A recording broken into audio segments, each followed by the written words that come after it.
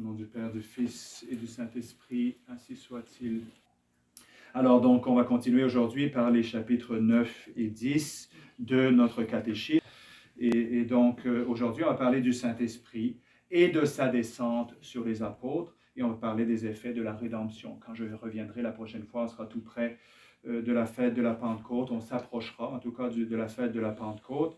Et donc, il est bien de connaître qu'est-ce que c'est cette descente du Saint-Esprit. Alors, qu'est-ce que le Saint-Esprit? Le Saint-Esprit est la troisième personne de la Sainte Trinité, de qui procède le Saint-Esprit, du Père et du Fils. Donc ça, c'est l'enseignement de la foi. Et ça a donné lieu à plusieurs hérésies au début de l'Église, et en particulier les orientaux, qui disent que le Saint-Esprit ne procède que du Père, ce qui est contraire, bien sûr, à ce qu'on lit dans l'Évangile, puisque Jésus nous enseigne clairement que c'est lui qui va remonter dans le ciel et qui va nous envoyer le Saint-Esprit. Voyez, il vous est avantageux que je m'en aille, parce que si je ne m'en vais pas, je ne pourrai pas vous envoyer le Saint-Esprit. Alors, bien sûr, on le sait, les orientaux qui disent que le Saint-Esprit ne procède que du Père, en réalité, leur problème n'était pas vraiment celui-là, puisqu'ils ont accepté à plusieurs reprises le fait que le Saint-Esprit procède du Père et du Fils, en particulier au Concile de Florence, mais c'était plutôt la soumission au pontife romain qui constamment posait un problème, et le Saint-Esprit, la procession du Saint-Esprit, c'était plutôt une excuse qu'autre chose. Donc, procéder, ça vient du mot, c'est la même origine que le mot procession. Vous voyez, quand le prêtre marche en procession, retourne en procession à la sacristie. Vous voyez, procéder, ça veut dire marcher devant. Donc, l'Église a choisi des mots, les apôtres d'ailleurs, ont choisi des mots, en particulier au Concile de Jérusalem, en mettant en place ce qu'on appelle le symbole des apôtres. Ils ont choisi des mots précis pour essayer d'exprimer le mieux possible les relations qui existent dans la Sainte Trinité. Donc, on dit dans l'Évangile, dans le symbole des apôtres, on dit que, voyez, et dans la théologie de l'Église, on dit que le Père engendre son Fils. Oui, engendre son Fils. La génération des hommes est la meilleure façon dont on peut exprimer le don de la vie qui existe dans la Sainte Trinité entre le Père et le Fils. Bien sûr, cette réalité le fait que le Saint-Esprit, que le Fils reçoit sa vie du Père, n'est pas quelque chose qu'on est capable de dire avec des mots humains. Le meilleur mot qu'on peut utiliser, c'est engendrer. Le Père engendre son Fils, le Fils est engendré par le Père. Et puis pour le Saint-Esprit, on dit que le Père et le Fils, le Saint-Esprit procède du Père et du Fils, donc marche devant, et comme l'envoyé du Père et du Fils, alors que du Saint-Esprit, du Père et du Fils, on dit qu'il spire le Saint-Esprit, comme ça vient du même mot que expirer. C'est comme s'il souffle le Saint-Esprit. Vous voyez, c'est le meilleur mot qu'on peut trouver en théologie. Donc le Saint-Esprit procède du Père et du Fils. Le Saint-Esprit est-il l'égal du Père et du Fils? Oui, le Saint-Esprit est égal au Père et au Fils. Et il est Dieu comme le Père et le Fils, puisqu'il possède les mêmes perfections infinies. Et le rôle du Saint-Esprit, on va le voir, c'est principalement de diriger l'Église de Jésus-Christ et de sanctifier nos âmes. Donc, vous voyez, à chacune des personnes de la Sainte Trinité, on attribue, même s'ils ont agi ensemble, même s'ils agissent ensemble dans chacune de ces actions, on leur attribue de façon plus spéciale, l'une ou l'autre, des actions qu'ils ont accomplies. Donc, on va dire, par exemple, on va attribuer la création au Père. C'est la puissance du Père qui s'est manifestée de façon plus spéciale dans la création du monde. Et le Père est vu comme étant tout-puissant, bien sûr, et il est tout-puissant, mais les autres personnes aussi sont toutes puissantes, mais on attribue de façon spéciale au Père l'œuvre de la création. Ensuite, au Fils, on attribue de façon spéciale l'œuvre de la rédemption, même si, encore une fois, toutes les trois personnes ont agi dans ce mystère de la rédemption. Et au Saint-Esprit, on attribue la sanctification. C'est lui qui sanctifie nos âmes et les mène vers le ciel. Alors, quel jour le Saint-Esprit descendit-il sur les apôtres? Le Saint-Esprit descendit sur les apôtres le dimanche de la Pentecôte, 10 jours après l'ascension de Jésus-Christ. Donc, après l'ascension de Jésus dans le ciel, eh bien, a eu lieu dans l'Église ce qu'on pourrait appeler la première retraite spirituelle. Et donc, c'est-à-dire que les apôtres, la Vierge Marie, se sont réunis dans un lieu qui s'appelait le Cénacle, une pièce donc, que j'ai l'impression qu'ils louaient de temps en temps, un peu comme nous ici. Ils louaient cette pièce et puis se réunissaient pour prier, se réunissaient pour... eh bien, c'est ça, prier. Et la scène, par exemple, la dernière scène a eu lieu dans cette pièce. Alors, le Saint-Esprit est descendu sur les apôtres le dimanche de la Pentecôte, 10 jours après l'ascension de Jésus-Christ. Ils ont fait 10 jours de prière, puis le Saint-Esprit est descendu sur eux. Il n'y a et il n'y aura qu'une seule Pentecôte dans l'Église. Aujourd'hui, dans le Nouveau-Surdo, il y a des gens qu'on appelle les charismatiques, et ils ne semblent pas du tout recevoir la réprobation des autorités de la nouvelle Église. Et on prétend que l'Église a besoin d'une deuxième Pentecôte. Prétendre que l'Église a besoin d'une deuxième Pentecôte, c'est un blasphème contre l'Esprit Saint.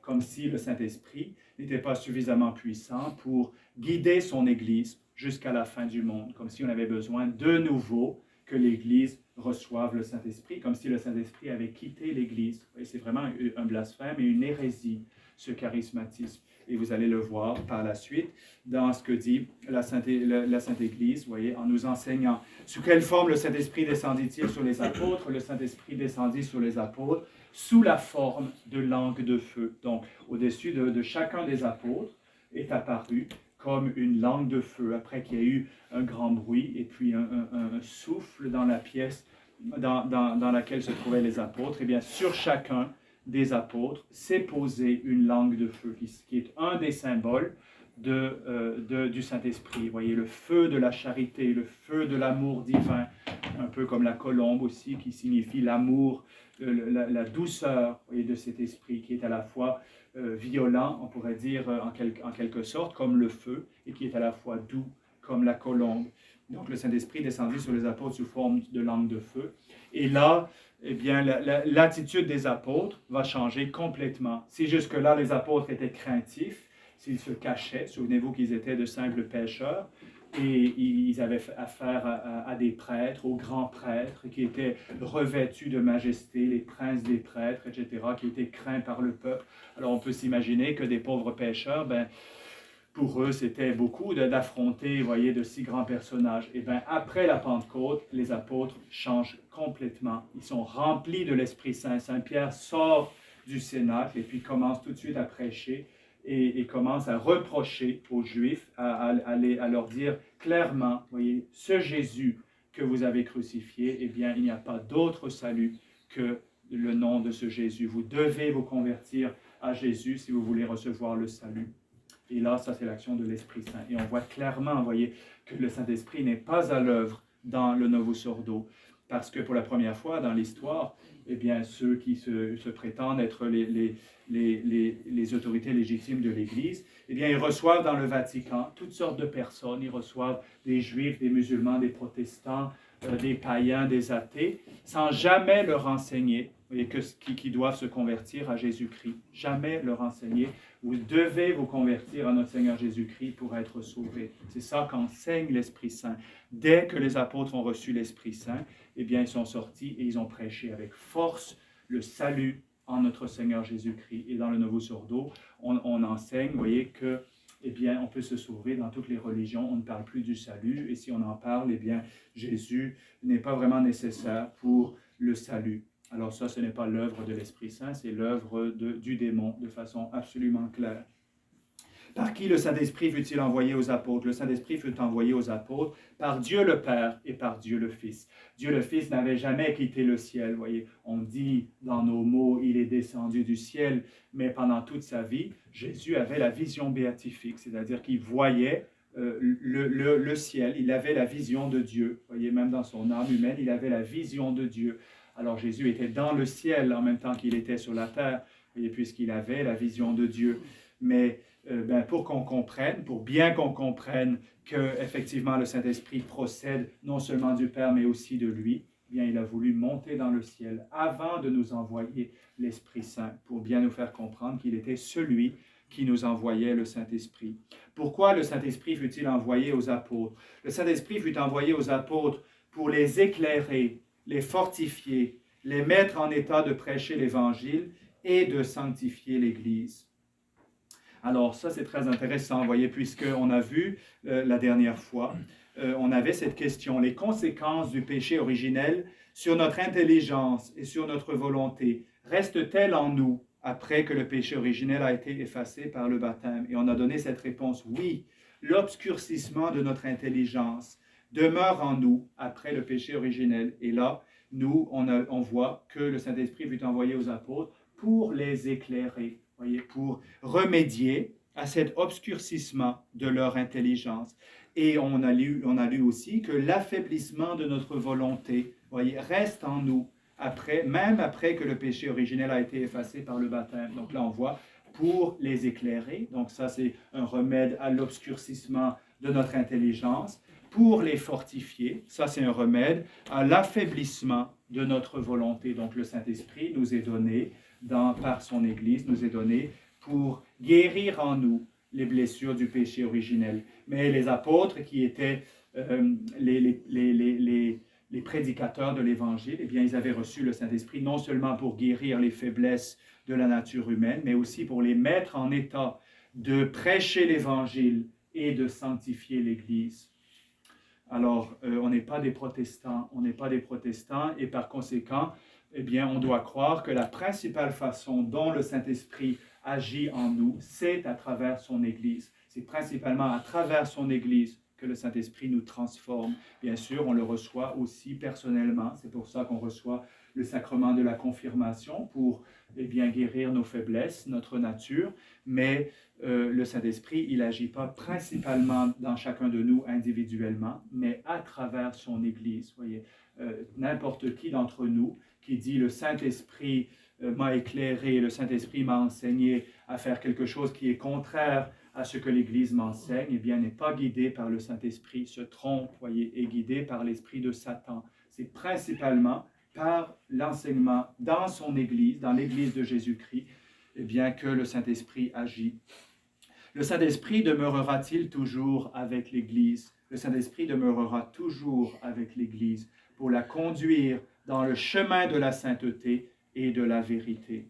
Alors là, voyez, pour ceux d'entre nous, j'espère chacun d'entre nous, qui savent, qui voient que la nouvelle Église, l'Église Novus Ordo, ne marche pas dans le chemin de la sainteté et de la vérité, eh bien, si on maintient malgré ça, malgré cette constatation, on maintient que le Novus Ordo, c'est l'Église établie par notre Seigneur Jésus-Christ, ben, on est en train de dire que l'Église nous enseigne l'erreur. On est en train de dire que cette promesse qui a été faite par notre Seigneur Jésus-Christ, que le Saint-Esprit demeurerait toujours avec l'Église pour la conduire dans le chemin de la sainteté et de la vérité, eh bien, c'est un mensonge, c'est quelque chose qui est faux, c'est une erreur. Eh bien, non. Si on voit que le Novus Ordo clairement n'est pas conduit dans le chemin de la sainteté et de la vérité, eh bien, on a une seule solution. On a deux solutions en réalité, soit de dire que Dieu s'est trompé, Dieu a enseigné l'erreur, ou soit de dire que ce Novus Ordo, eh bien, c'est une secte, vous voyez, c'est une fausse église qui n'est pas conduite par le Saint-Esprit. Mais le Saint-Esprit demeure avec son église. C'est vrai que l'église, en ce moment, est réduite à des petits nombres, partout, un peu partout sur la terre, des gens qui sont restés fidèles à la vérité. Eh bien, c'est là que se trouve l'église de notre Seigneur Jésus-Christ. C'est vrai qu'il y a du désordre, c'est vrai que les choses ne sont pas exactement comme on voudrait qu'elles soient, c'est vrai que, vous voyez, l'Église étant sans son chef visible en ce moment, bien, c'est le désordre, c'est le bazar, il y a beaucoup de divisions, un petit peu comme au temps de la passion de Jésus, au temps de la crucifixion de Jésus, quand les apôtres se sont enfuis et puis, bien certainement, étaient dans un état de consternation, ne savaient pas que faire et que dire. Eh bien, le Saint-Esprit demeure quand même, malgré tout, avec son Église et conduit ces petits groupes, ces petits restes fidèles partout autour de la terre dans le chemin de la sainteté et de la vérité, c'est-à-dire à maintenir la même doctrine qui a toujours été enseignée et à nous sanctifier par les mêmes sacrements qui ont toujours sanctifié la Sainte Église. Le Saint-Esprit ne se communique-t-il pas aussi à nous? Oui, le Saint-Esprit se communique aussi à chacun de nous, par la grâce dont nous avons besoin, et principalement dans le sacrement de la confirmation. Très important de recevoir le sacrement de la confirmation, de recevoir l'Esprit Saint, mais on voit bien par le catéchisme que c'est secondaire, c'est la deuxième chose. D'abord, le Saint-Esprit se communique à son Église, demeurera toujours avec l'Église, et ensuite, eh bien, se donne aussi à chacun de nous, principalement dans le sacrement de la confirmation. Chapitre 10e et dernier chapitre pour aujourd'hui, les effets de la rédemption. Quels sont les principaux effets de la rédemption?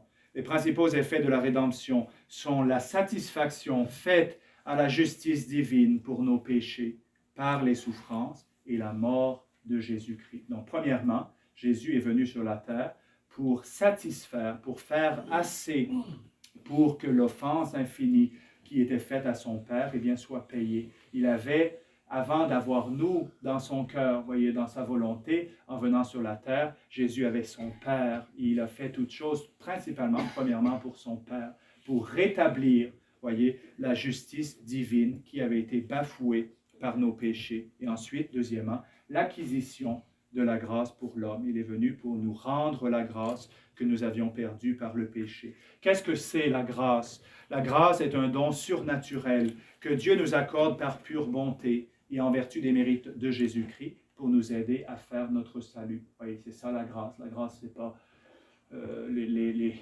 la façon protestante, voyez, d'imaginer que la grâce, c'est une espèce de feeling, une espèce de sensation, voyez, qu'on a dans notre cœur, un peu vague, différent pour chacun. Non, la grâce est un don surnaturel qui nous vient de Dieu, que Dieu nous accorde par pure bonté, c'est-à-dire sans mérite de notre part, mais en vertu des mérites de Jésus-Christ. Pourquoi? Pour nous aider à faire notre salut. Combien y a-t-il de sortes de grâce? Il y a deux sortes de grâce. La grâce sanctifiante, qu'on appelle aussi habituelle, et la grâce qu'on appelle actuelle.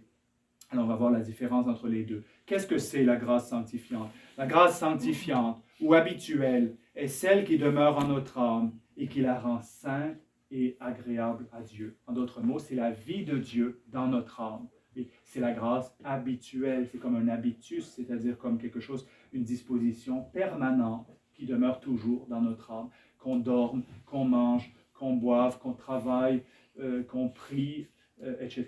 Et cette grâce, cette vie divine est présente en nous. Et c'est pourquoi, si on meurt dans cet état de grâce sanctifiante, eh bien, qu'on soit en train de conduire, qu'on soit en train de dormir, peu importe dans quel état on sera, eh bien, on va aller dans le ciel. Voyez, on a la vie divine en nous, on est trouvé veillant, voyez, veillant et priant, puisque Dieu veille en nous. Voyez, peu importe nos activités, Dieu est là en nous.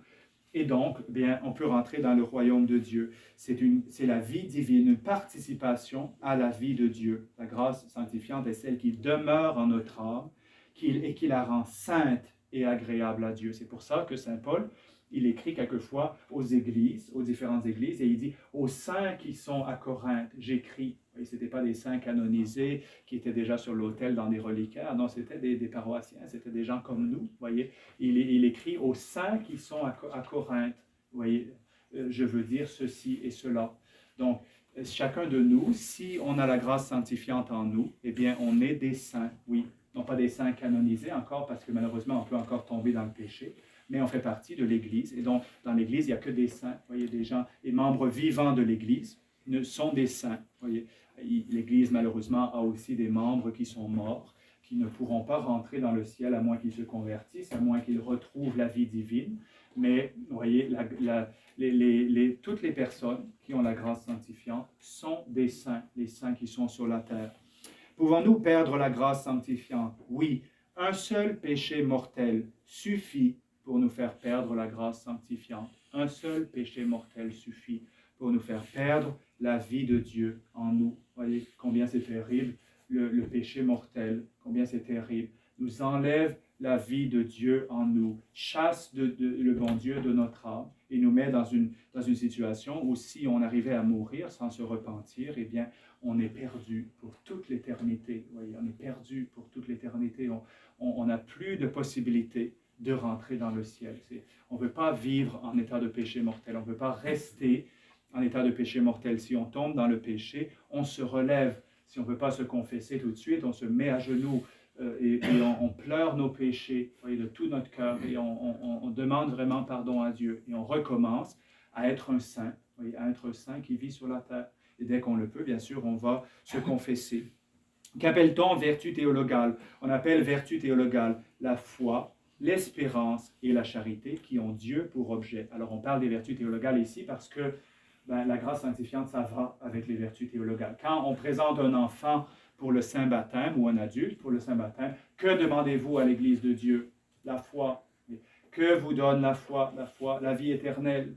Et bien, si vous voulez la vie éternelle, gardez les commandements. Tu aimeras le Seigneur ton Dieu et ton prochain comme toi-même. Voyez. Donc, on voit bien la foi, l'espérance, la charité. Au moment où on reçoit par le saint baptême pour la première fois la grâce sanctifiante, eh bien, on reçoit aussi les vertus théologales, la foi, l'espérance et la charité, qui ont Dieu pour objet, les plus grandes vertus qui existent. Qu'est-ce que la foi? La foi est une vertu divine par laquelle nous croyons fermement les vérités que Dieu nous a révélées et qu'il nous enseigne par son Église. Et la foi, ça ne vient pas de l'intérieur de nous. La foi, ce n'est pas un sentiment qui est dans notre âme. Ce n'est pas un feeling qui est dans notre âme. Oui.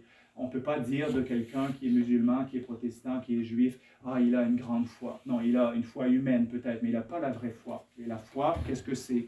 C'est une vertu divine donnée par Dieu, par laquelle, qui nous fait croire fermement toutes les vérités que Dieu nous a révélées et qu'il nous enseigne par son Église. Ça veut dire qu'à partir du moment où je nie une des vérités que Dieu nous a révélées et qu'il nous enseigne par son Église, je n'ai pas la foi. Et pourquoi c'est si important que vous résistiez, voyez, aux enseignements qui sont donnés, comme quoi l'Église Novus Ordo, c'est la vraie Église, mais pourtant, elle n'est pas assistée de l'Esprit Saint, elle nous enseigne l'erreur, etc. Ben, tout ça, ça vous met grandement en danger, voyez, de ne pas croire fermement toutes les vérités que Dieu nous a révélées et qu'il nous enseigne par son Église. C'est très important, c'est très sérieux, ce n'est pas une petite chose, ce n'est pas pour s'amuser. Vous voyez que le prêtre fait 3000 km à chaque fois pour venir jusqu'ici et que vous attendez des fois pendant des semaines et des semaines sans pouvoir aller à la messe, etc. Ben, pourquoi? Parce que la foi est une vertu divine par laquelle nous croyons fermement toutes les vérités que Dieu nous a révélées et qu'il nous enseigne par son Église. Qu'est-ce que l'espérance? L'espérance est une vertu divine, elle aussi, par laquelle nous attendons fermement de la bonté de Dieu, la vie éternelle et les grâces nécessaires pour l'obtenir. Une vertu divine qui nous fait attendre fermement, voyez, de la bonté de Dieu, la vie éternelle. Les chrétiens, on n'est pas des gens qui sont déprimés, voyez, qui marchent et leurs mains touchent la terre tellement ils sont déprimés. Non, nous attendons la vie éternelle. Voyez, quoi qu'il nous arrive, qu'on soit mis à mort, qu'on soit persécuté, qu'on vive la guerre, qu'on vive la famine, vous voyez, toutes ces choses-là, ça a peu d'importance en réalité par rapport à l'espérance qui est dans notre cœur. Nous attendons la vie de la bonté de Dieu fermement, et on n'a pas de doute, on sait que le bon Dieu va nous donner la vie éternelle et les grâces nécessaires pour l'obtenir. C'est beau la vertu d'espérance, voyez. Qu'est-ce que la charité? La charité est une vertu divine par laquelle nous aimons Dieu par-dessus toute chose et notre prochain comme nous-mêmes pour l'amour de Dieu. Encore une fois, une vertu divine. Ce n'est pas humain tout ça, oui, ça ne vient pas des hommes, ça vient de Dieu qui nous fait aimer Dieu par-dessus toute chose et notre prochain comme nous-mêmes pour l'amour de Dieu.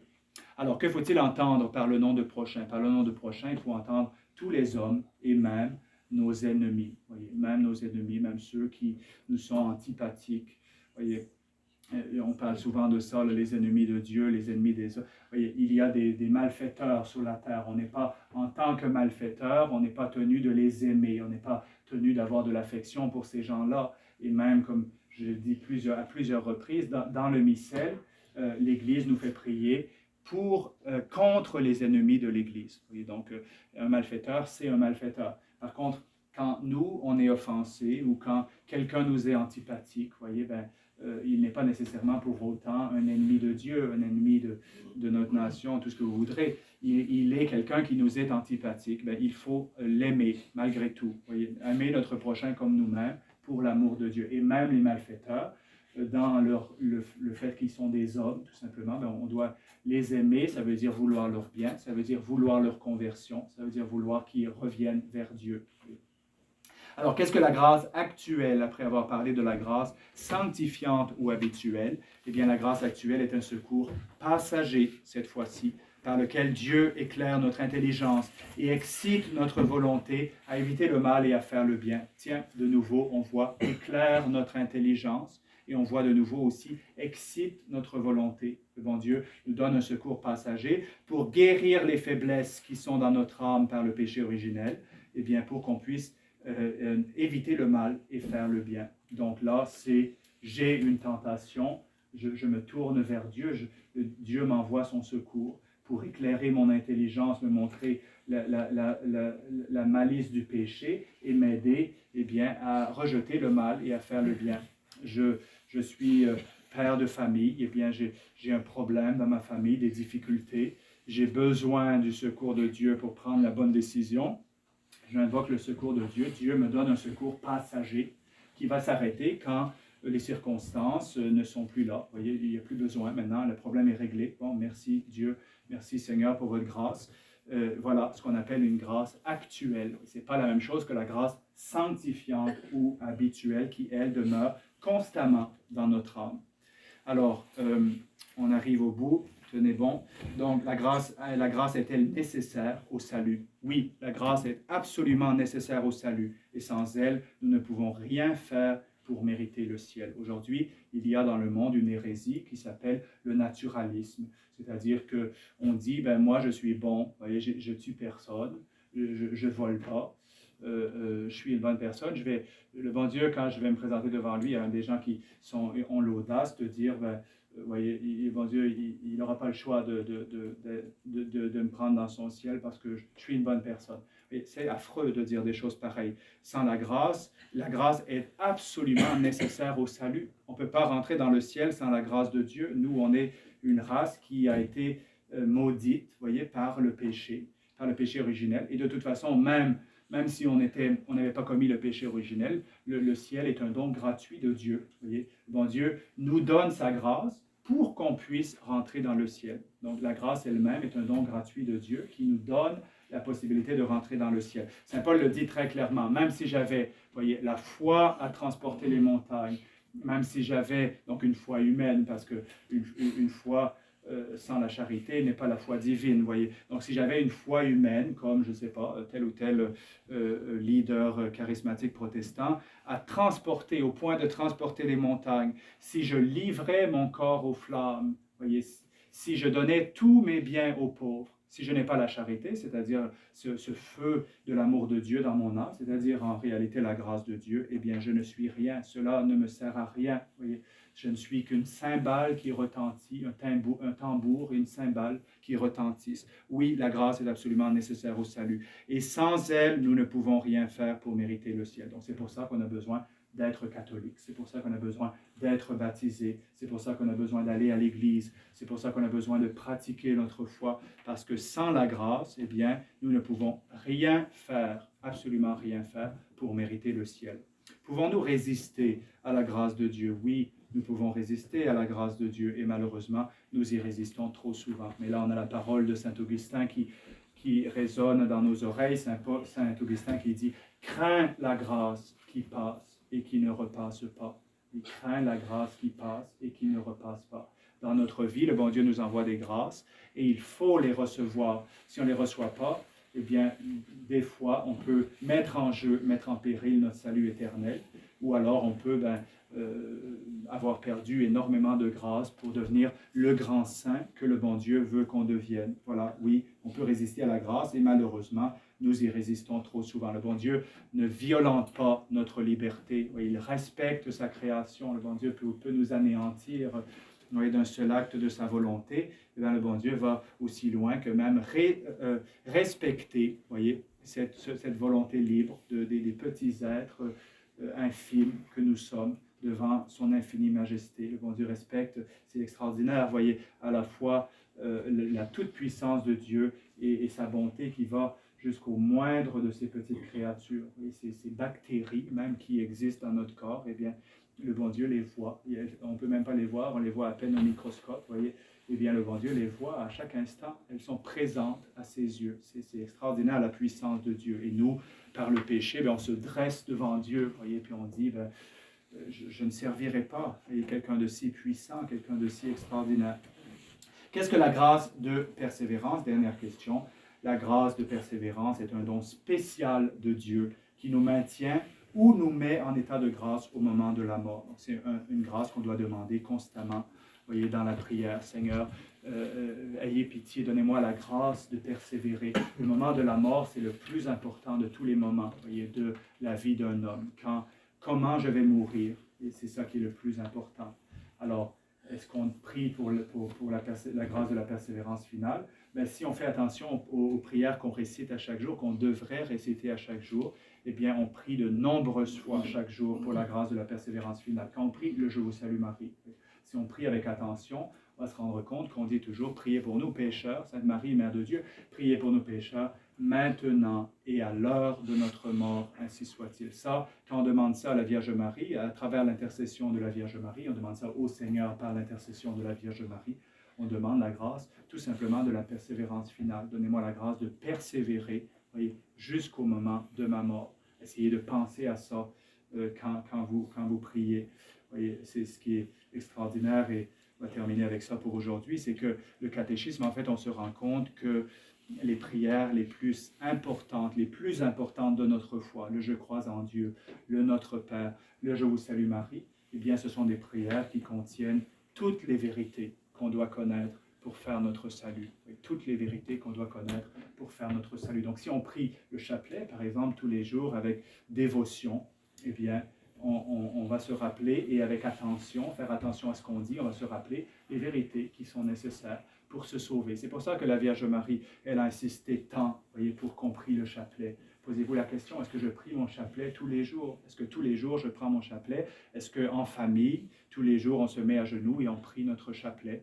Voyez, parce que la famille qui prie le chapelet tous les jours, les individus qui sont tout seuls, qui prient le chapelet tous les jours, ils ne vont pas perdre la foi. Voyez, dans cette grande tourmente, ils ne vont pas perdre la foi, ils vont conserver la foi dans cette grande tourmente dans laquelle on passe. C'est pour ça que la Vierge Marie a insisté tant. Alors on va se confier pendant ce mois de mars en particulier à l'intercession du grand Saint Joseph, voyez, qui est le protecteur.